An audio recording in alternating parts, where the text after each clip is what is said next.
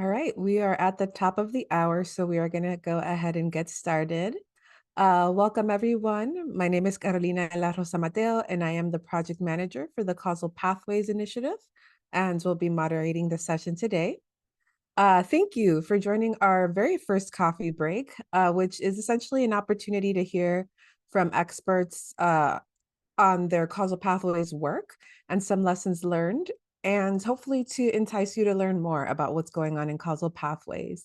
So if you haven't already, go ahead and grab your favorite warm drink. I've got my little coffee right here. And just be ready for some great content and discussion over the next 30 minutes. If you're not familiar with causal pathways, it is an international network of evaluators, methodologists, philanthropic leaders, and more that are essentially focusing on supporting philanthropy, other funders, and their evaluation partners to really think about opening up the black box of strategy and systems change by building awareness, will, and skills to use evaluation approaches that can make sense of causal relationships without depending on more traditional experimental and quasi-experimental approaches. Today, we have Heather Britt, Steve Powell, and Gabriele Caldas presenting on strengthening outcome harvesting analysis with AI-assisted causal mapping. So a really hot topic. And as the presenters go through their slides, we invite you to post questions in the chat, and there will be time for Q&A. So make sure you get in your question in the chat quickly so that it can be addressed. And we'll do that towards the end. And then since we only have 30 minutes together, we want to get through a lot of content. We definitely want to hear your feedback as well. So we'll have like a quick 1-minute poll at the very end. So make sure you answer those questions before you sign off for today. So with that, I will hand it over to Heather, Steve, and Gabriele. Thanks a lot, Carolina. Yes, so we're very excited to be here together and share a spotlight on the collaborative work that we've done over the last, so it's almost 2 years now. Gabriela, we'll just do a quick intro. My name is Heather Britt. I'm an independent evaluator. I'm an outcome harvesting practitioner since the very early days and the co-author with Ricardo Wilson Grau of the first methods brief. Over to you, Steve. Right. Hi, thanks. I'm Steve Powell. I'm a psychologist and long-time evaluator, and now I'm co-founder and creator of the Causal Map, which is we'll be talking about a bit more. Gabriele. And I'm Gabriele Caldas. I'm an internationalist from Brazil and an outreach coordinator at Causal Map, and also a co-author of this case study. Great. So we're going to do a quick overview of outcome harvesting, just in case there's anyone on today's call that's still new to this approach. So outcome harvesting is an approach for capturing evidence of outcomes, both predicted and unpredicted, positive or negative, and documenting how the changes occurred. So while many methods capture changes with whom a project works with directly, outcome harvesting helps capture changes a little bit farther down the causal pathway. It creates an implicit causal chain from the intervention or the project to the change agent that it works with directly, and then farther down to the changes in social actors that the project that does not work with directly. So in this sense, outcome harvesting represents a methodological advancement because it collects credible evidence about outcomes that cannot be predicted in advance and are not visible to implementers. They are not always aware of all the outcomes they've contributed to and all the changes in social actors. And this capturing unknown or emergent outcomes is particularly important for projects that are working in complex and dynamic situations.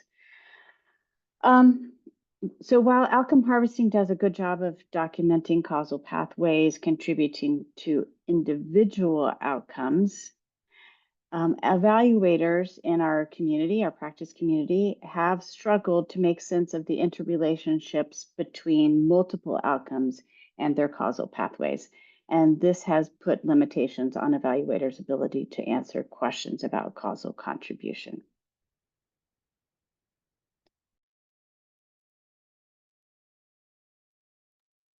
Steve, you're muted. No, I know, I'm looking for the button. I've got so many buttons. Yes, so that's where causal mapping hopefully can help.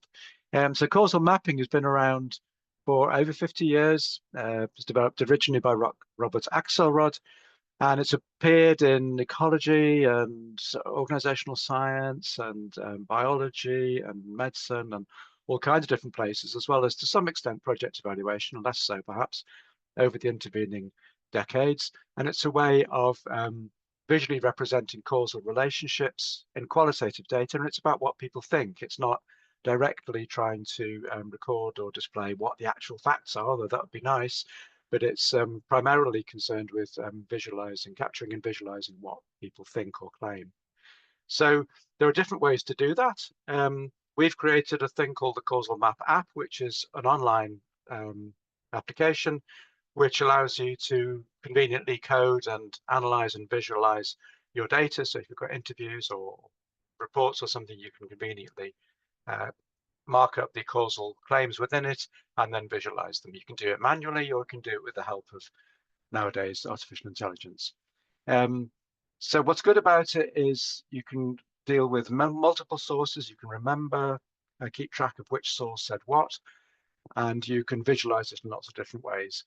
The AI assistants let us do the same thing essentially, but just a lot faster if you're into that kind of thing. And it's certainly very useful because it means you can do a lot more than you could otherwise have done, and you can take on jobs and look at analysis questions you couldn't otherwise have done. And now. Okay, great. So we had we had outcome harvesting, which does some things really well, but had some analysis limitations. And the question that brought Steve and Gabby and I together to see if we could solve was, can AI-assisted causal mapping address these limits of outcome harvesting analysis? So we negotiated access to a data set from an evaluation that I'd been a part of, and that had completed about a year prior to the start of our pilot. And the data set included both interview transcripts from multiple outcomes, outcomes across multiple domains, and it also included the outcome descriptions, which were drafted by the evaluation team. So if you are familiar with the outcome harvesting process, you realize that interview transcripts and outcome descriptions in effect represent 2 points in the outcome harvesting process. So that gave us a kind of an opportunity to use it as like a thought experiment around what point in the evaluation process we might use the causal mapping app. So it was like a simulation of a live evaluation. So before we got started, we identified 3 specific principles to guide our pilot. Basically, we weren't just asking only what can AI do. We said, what can AI add to challenges that I'm actually seeing and experiencing in the field by evaluation teams with outcome harvesting. So the first principle was prioritizing local leadership in evaluation. The second one was protecting the integrity of the outcome harvesting method or approach. And the third one was producing accurate maps that provide actionable answers to fairly typical outcome harvesting questions. Next slide, please, Gabby. Okay, so just a quick overview of our pilot analysis process. So like I mentioned, we selected these three principles to guide our decision making, and we did that very early. And then we basically used those to make thoughtful choices about where and how to use AI-assisted causal mapping. The second step was to make some decisions about how to treat the data set. So as I mentioned, the evaluation had collected data on multiple outcome domains, and within each one of those domains, there were multiple outcomes. So we were trying to decide whether to analyze the full data set all at once or to subdivide it in specific ways. And we came down around segmenting around outcome domain in order to, because we were seeking to coherent causal pathways. And we thought that would come out best in by looking at the domain level data. So then we used principles to decide at what point in the outcome harvesting process to apply AI-assisted causal mapping. As I mentioned, the interview transcripts and the outcome descriptions in effect represent 2 points in the harvest process. We end up choosing, a little bit to our surprise, with the outcome the outcome descriptions, and you can read more about our rationale behind that decision in the case study. Then we conducted the analysis, and then the evaluator, that was me, and the causal mapping experts, that's Gabby and Steve, we brought our expertise together to interpret the maps and make sense out of them to answer real questions. All right, next slide. So what did the data look like that we analyzed to create these causal maps? We had a domain level outcome that Heather already explained a bit, which was community supports learning. And within that domain level outcome, we had 13 outcome descriptions that look like this table that it's in the slide. So we asked the AI to code all of the description, not just the title and the outcome description itself, but also the contribution and the significance text too, because they usually had some implicit or explicit causal information. We asked the AI to identify all of the causal claims, paragraph by paragraph, creating causes and effects labels.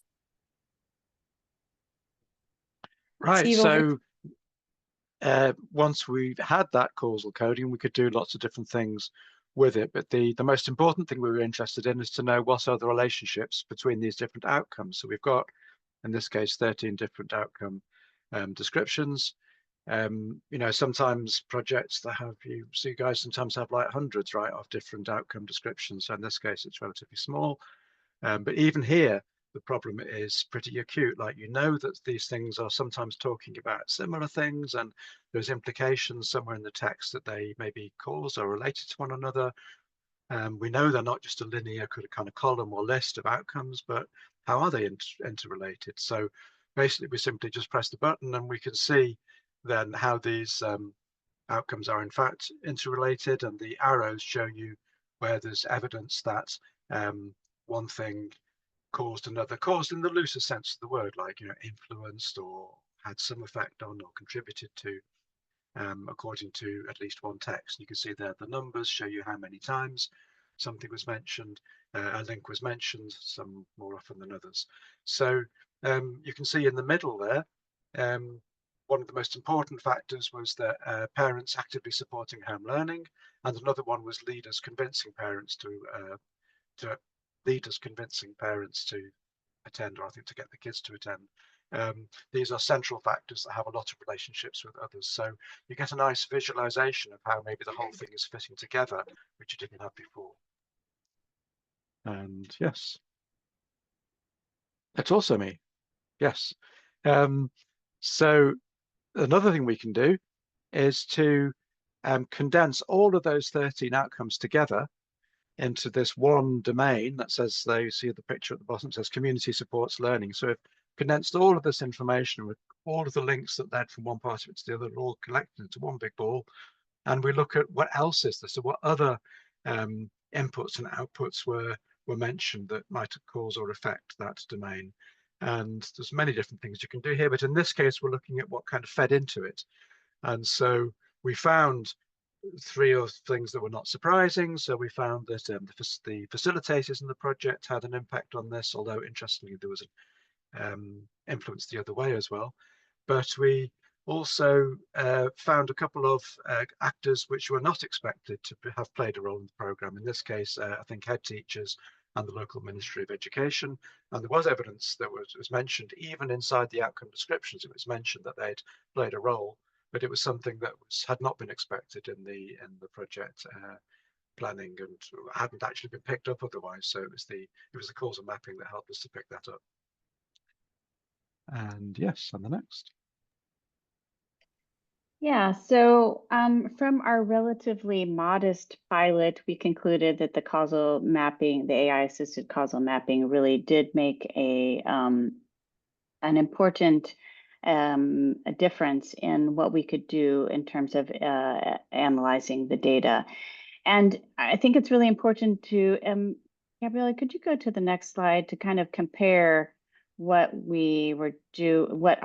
the outcome harvesting community really was doing with multiple outcome analysis before as a quick, it's just a quick, so one of the things that we were doing, these are taken from real reports and things publicly available, is that to lay out the outcomes across a timeline, that's in the upper left-hand corner, right?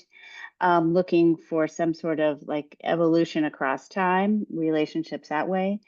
Another way that we were looking at multiple outcomes was doing descriptive statistics, that is to count up the number of outcomes and then categorize them by the types of social actors or the types of changes or the types of change agents. So we were, that doesn't really tell us very much about causal contribution.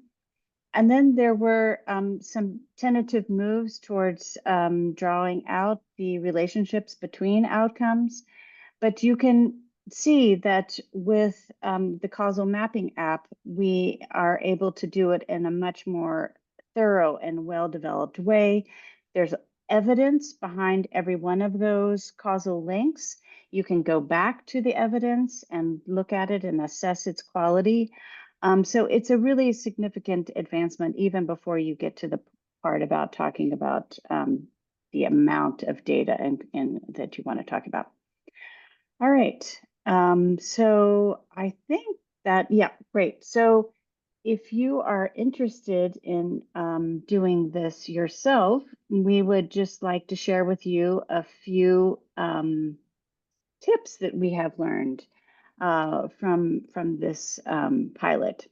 The first is that the principal-led analysis plan was really very helpful in making choices and choices that help solve real evaluation challenges about where and how to use AI-assisted causal mapping. And I drafted a paper separately on that particular step in the process. Yes, so tip 2 was to check and clean the data before the analysis to fix any errors or ensure accuracy. And also to check if there's any thing that we need to contextualize to the AI so it knows how to interpret the data. And again, I think segmenting data when working with AI has come out to be a fairly good practice, depending on the kinds of questions that you're seeking answers to, of course. So if you're applying it for outcome harvesting, segmenting by domain seems like a really good starting point.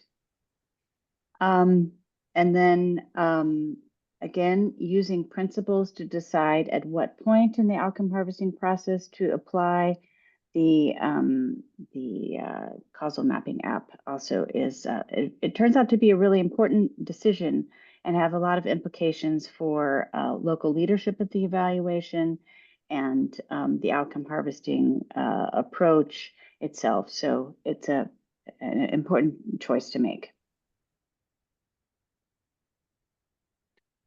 Right. Something else that I think is really important is that it's not exactly a tip, it's more of a, well, let's call it a tip.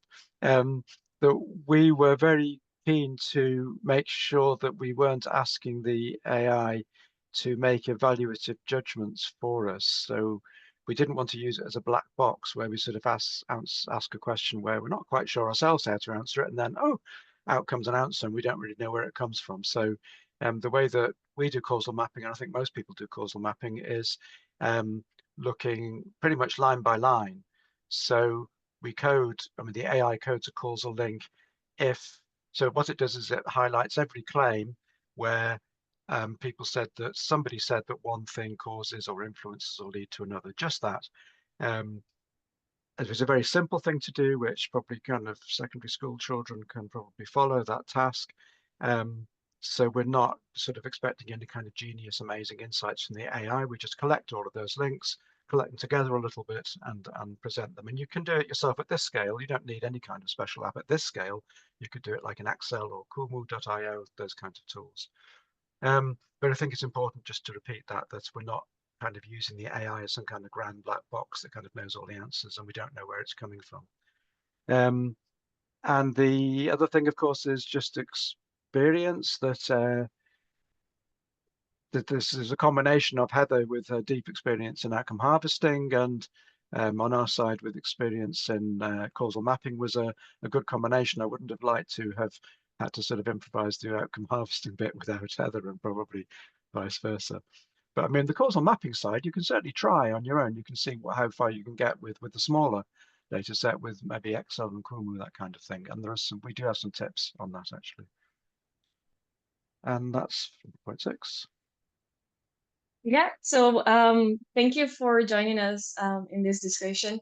If you have any specific questions or want to learn more about the pilot, you can scan this the first QR code to sign up for updates, or scan the second one or to read the full case study. And you can also put your questions in the chat and email us if you're interested in learning anything else. Right, so Q&A. We've got already quite a few questions in the chat. Should I just jump in and pick one? I think, Heather, you can see what Carolina's already kind of extracted there. I'll jump in and pick one of those. The quality assurance process is interesting. Yeah, at sort of low stakes level, nowadays, you can pretty much let the AI do its task. And well, no, actually, no, there's always got to be human in the loop. You've always got to monitor and work out, am I asking the right questions here? Not because it's stupid, because maybe I'm stupid because I'm not explaining correctly what I want it to do. But for sort of low stakes stuff, once you've explained exactly what you want it to do, it's pretty reliable. You still need to check it.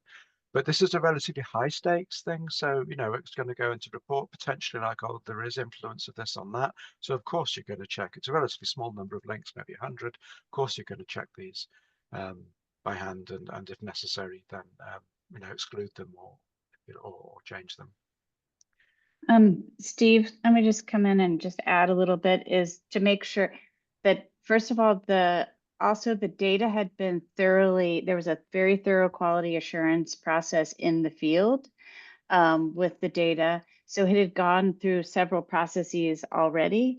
And then we, again, like segmented it, reviewed it, coded it before we gave it to the AI. And we still missed one or two things. So when it came through and produced maps, it required both all three of us to take a look at these. That's one of the things we stressed because one, Gabby and Steve could tell things about the causal mapping app, but there were things that popped up and was like, I know that shouldn't be in there because I know the evaluation and the data really well. So though it took all three of us. So I really do want to stress that part too. Thanks.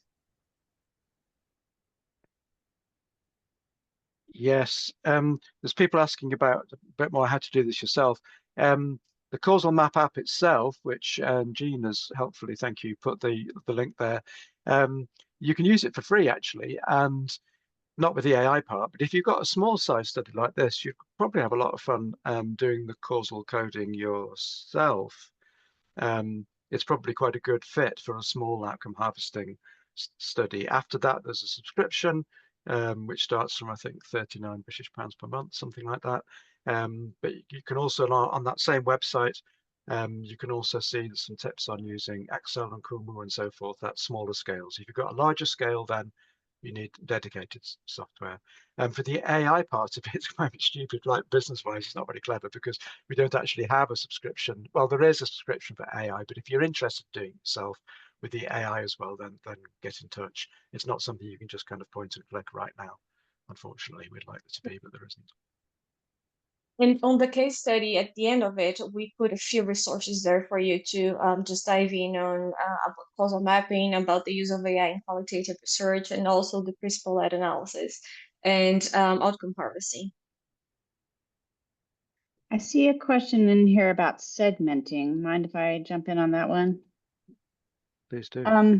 Yeah, so the segmenting is, like a fancy word really for what the humans are doing about drawing boundaries around the data set that it's going to give to the AI, And so your segmenting decision should always reflect the evaluation question you're trying to answer. And so if you were interested in looking at questions that crossed outcome domains, then you wouldn't have segmented by domain. However, segmenting by domain is a very sensible choice because folks are usually looking for outcomes within an area. That's why domains are there. And what we're trying to do is look for a coherent causal pathway. But so it's a bit nuanced. I do want to also just make a point is that some of these, a lot of the answers to the questions are like, it depends, right? And so one of the things that we've been talking about is collecting folks that are interested in continuing to exploring application of this. So if you are thinking that you are interested in looking at this and trying it out, some things, be sure to click on the sign up for updates thing, because we do have a, we'll reach back out to folks that think that they might want to actually explore together. So. Yeah, in terms of the domains and segmenting, that's really interesting because it's also possible, of course, at one extreme, you're simply checking your literal theory of change and not much else, which you can do. But there's another end of the other end of the spectrum. You just code everything, what people said, anything, influence anything else, completely blind to the theory of change. And that's also a very interesting thing to do, to see what the reports or the interviews are, what language do they use, and what things do they bring up, which are maybe, the classic example is COVID. You've got like a theory of change that was established in 6 years ago, and then the project happens and it's COVID everywhere, for example. Yeah. So that's looking quite beyond any sort of like segmentation into expected domains.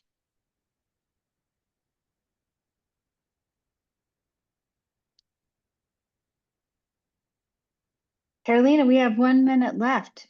I think that's back over to you now for your poll. Yes, thank you, Heather. If we could go to the last slide, thank you. But that just about does it. Thank you so much, everyone, for joining us today. I'm about to initiate a quick poll. We would super appreciate if you could answer just a couple of these questions. And as you're doing that, I wanted to let you know that if you are interested in future causal pathways events, definitely check out our website and join our newsletter to see what's going on. And then if you haven't already gone on the Better Evaluation site, we developed a pretty thorough resource hub there that has a lot of information on outcome harvesting, other causal pathways, methods, and more. We do have this session recorded. We do have slides, so we will follow up with that in the next couple of days. Thank you again for joining, and we hope you have a great rest of your day.